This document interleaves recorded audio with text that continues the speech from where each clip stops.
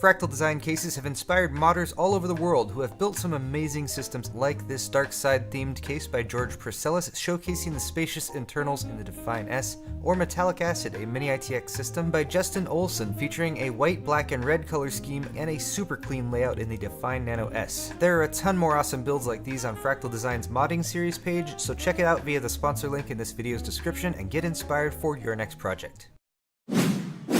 Excellent! I'm so conflicted right now, guys. I have two big old packages that just showed up from AMD, and I can't find my Spyderco. Kind of disappointed. I'm gonna have to stick with my standard box opener here, but here is a huge, crazy unboxing. I'm assuming this must be Threadripper. You guys probably already know, because I'm probably gonna put it in the title, but enjoy and live vicariously through me as I gorge myself on the unboxing of really crazy high-end computer parts. Here goes. It's really heavy, too. Probably do one at a time. Okay, so full disclosure, I sort of opened these already. They showed up yesterday, and I couldn't wait that long. But I didn't open the stuff inside. I had to make sure that it was what I was expecting. There we go. All right, so first off we have what appears to be a Pelican case. Alright, so this is a big old Pelican case. On the front right here, it says AMD Ryzen Threadripper. It has a plaque with my name on it, which is right there too. So this does appear to be personalized to some extent. That's pretty cool. And let's open it up and see, reveal the mystery that lies inside. Oh. Alright, there it is. And as you can maybe tell from the top-down view, we got Threadripper. It looks like not just one Threadripper, but two Threadrippers, as well as this thing right here, which is a little. Hold on, let's pop this out first.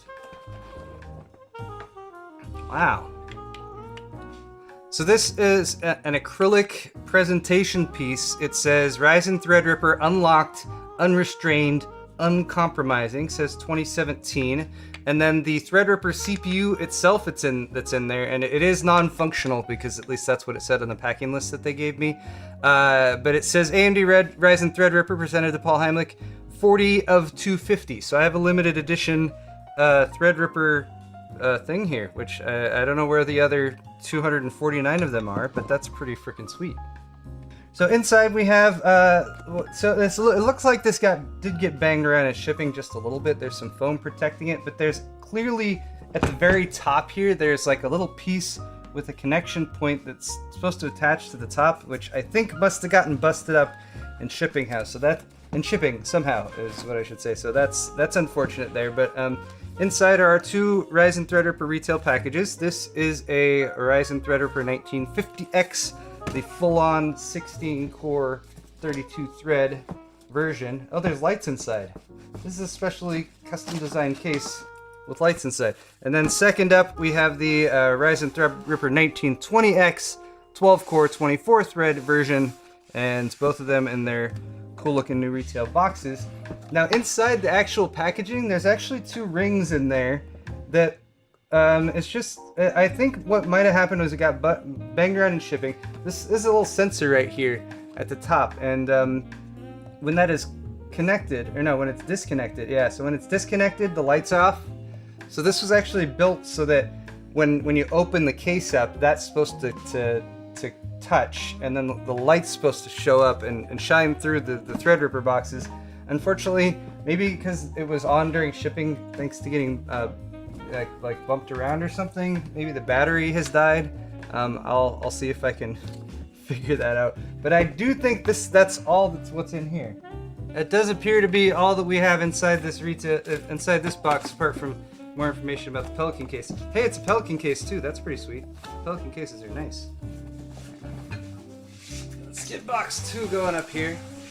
And again, we have, well, no Pelican case in here, but again we have Ryzen presentation going on.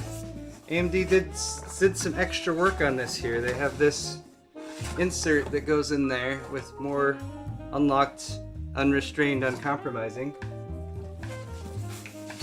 Alright, so it's a bunch of Empty AMD boxes. Just use spacers. Alright, memory.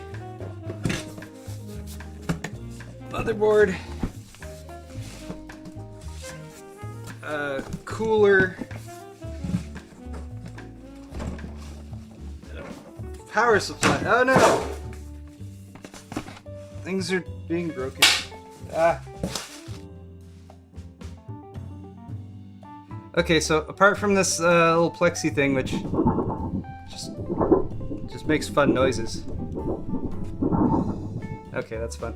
But apart from that, we have the RG Zenith Extreme motherboard, X399 socket TR4 motherboard from Asus. That's a beastly board. That's like one of the highest end ones that's available at launch, of course. We got a couple memory kits. These are from G.Skill, the Trident Z RGB kits. I have worked with these before. These are 3200 speed, cast latency 14, 4 total sticks, 8 gigs each. We have the Thermaltake Tough Power Grand 1200 watt power supply, because you gotta have power. And then we have the Thermaltake Flow Ring 360, which is a 360 millimeter radiator closed loop all-in-one liquid cooler, and it does have the standard Ace-Tech mounting solution as far as the CPU pump block, which means that it will work with the bracket for TR4 that's included with the Ryzen processors. And you know, there's supposed to be an SSD in there according to the packing list too. There was supposed to be a 960 Pro, but I don't see it. I got all this stuff in front of me. I can't be disappointed that there's no 960 Pro SSD, I guess. Alright, let's, so since I don't want this video to take too long, I'm gonna skip most of the other stuff as far as taking it out of the box. Most of that stuff is already out to some extent or another. So I'm gonna focus on the motherboard and then the processors too. We'll start with the ROG Zenith Extreme motherboard, and we'll just do a quick unboxing here. I was able to take a look at this board for the very first time at Computex this year. Although this should obviously be the actual retail shipping version. I'm not sure if there were any last minute changes made between the one that they had on display at Computex and this one here. But if there are, I probably won't be able to tell you what they are. But other than the motherboard, you're getting a set of stickers, because gamers love stickers. And then we also have, wow, just a ton of accessories. Again, I'm not going to go over all these, but we got stuff like a Wi-Fi antenna here, as well as a bunch of SATA cables, other cables for connecting up various peripherals, SLI bridges, going all the way to 4-way. Is that still a thing at all? And then we also have this guy here, which I will show you real quick. Oh wait, we got a couple cool things. This is I believe this is a 10 gigabit Ethernet card, if I'm not mistaken. Yeah, ROG Ariane 10G, so it comes with a 10 gigabit Ethernet card. Okay, let's get both these out.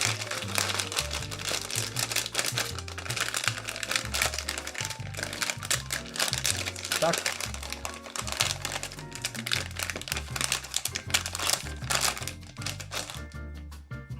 So a couple of cool accessories just to highlight really quickly. The ROG Ariane 10G Ethernet card, so that's cool. 10 gig Ethernet in the box, just takes up a little PCIe. Looks like it needs a by 4 slot. And then this is a DIMM.2 slot, and this is a unique thing that Asus did with the highest end range of motherboards that they've been working on the RG series.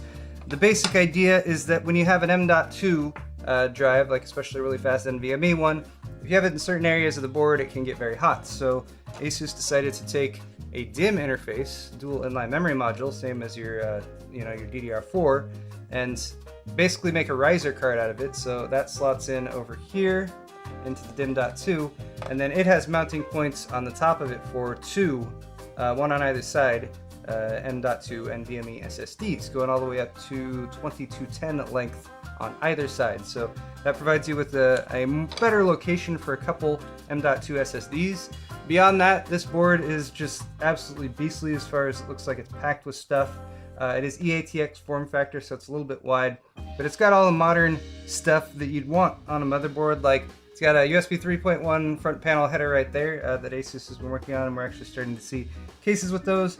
Looks like massive power delivery, dual 8-pin power connectors. Of course, can't see what's underneath there as far as the actual modules going in there, but I'm sure Asus did a good job. They typically do.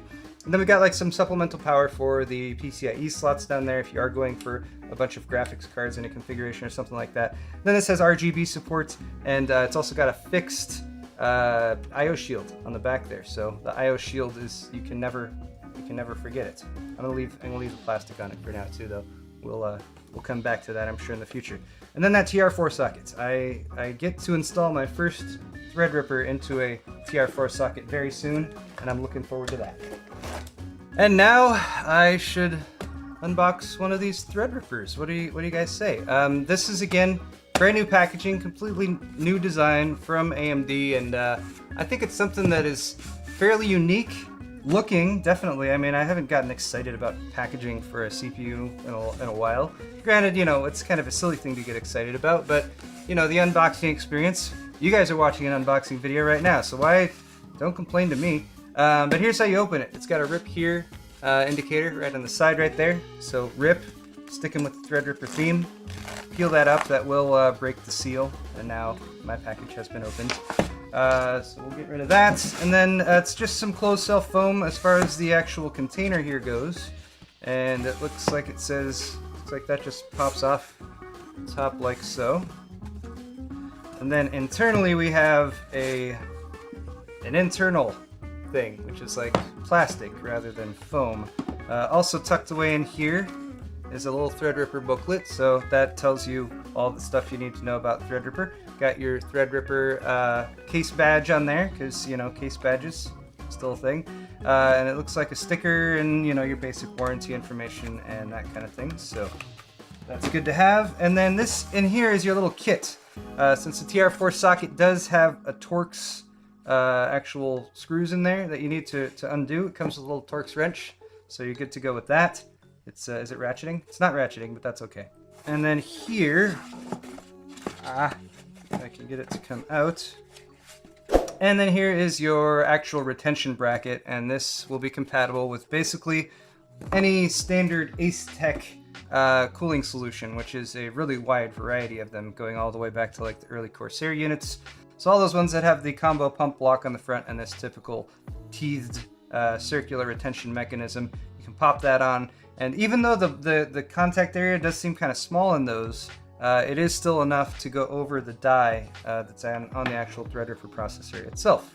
Speaking of which, let's move on to that. So this has a indicator on the back. It says unlock the power. So I guess we turn that. A little cranks and opens. And then that's where the Threadripper is attached. It's actually it feels very substantial when you pull that off. Other than that, this appears to just be the optics of the Eye of Sauron, or whatever you want to call that in there.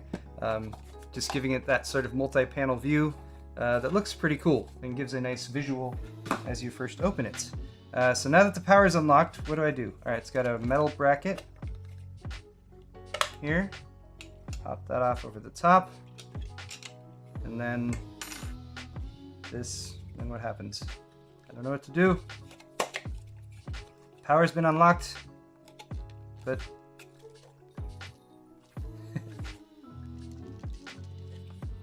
you push on these? Oh, all right, I figured it out. These tabs, you squeeze these little tabs, theoretically, and then it pops off like that. Hey! And then you've got your Threadripper CPU right there, which comes with its little carrier piece. And I'm gonna try not to touch the bottom because that's where all of my LGA contacts are. Man, these things are heavy. So this plastic piece around the processor you actually want to hang on to, because that is part of the installation procedure.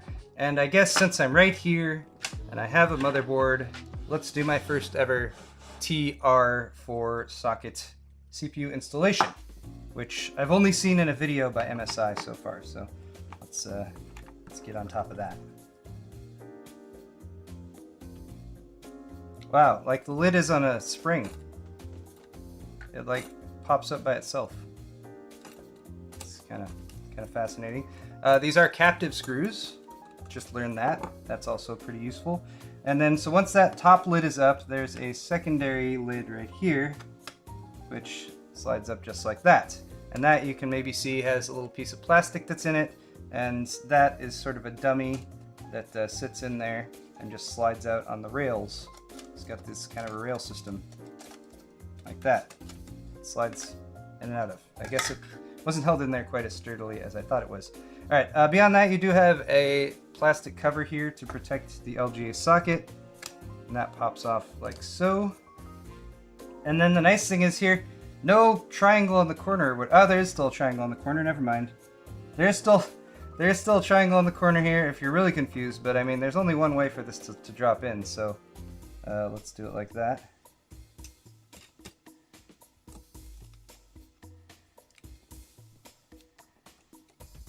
Somehow I thought this would be smoother. Oh, I see. All right. So it doesn't just stay on the rails. You do have to kind of guide it in on that lower part. But once that lower part is in there, it just drops in the rest of the way. So then that drops down. Then the TR4 socket cover goes on top. And then you just tighten the screws down. Which I imagine you'd still want to do in a sort of a cross pattern. Couldn't get those screws to catch at first, so maybe do these two at the bottom first. Oh yeah, they are numbered 1, 2, 3. I should pay closer attention. There we go. Close 1, 2, 3. All right, that open 3, 2, 1. See, I should read stuff before I just start doing it. It's all right though. I figured it out, even being ignorant. So guys, there it is, my first ever unboxing of a Threadripper processor, my first ever installation of a Threadripper processor on the TR4 socket, and a lot of really cool and exciting new hardware to play around with, and I'm going to get right to it, and I will be bringing you guys more content with my feedback, my benchmark numbers, and everything like that on this platform, as well as whether or not I think you should buy it. Let me know in the comments section if you're considering investing in the Threadripper platform right now. Hit the thumbs up button, and of course if you enjoyed the video, and I'll be back with more content coming at you very soon. Thanks for watching, guys. We'll see you next time.